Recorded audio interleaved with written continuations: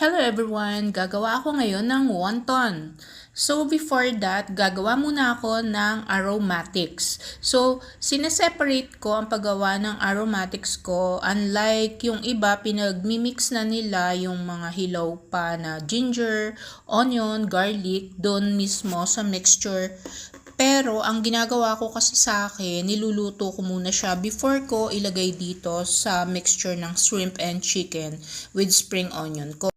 Well, kanya-kanya yan ang pagluluto, but the easiest style for me is ganito. Tas whenever I need it, andyan lang siya sa freezer at itutok ko lang siya saglit, then pwede ko na siyang gawing wonton soup.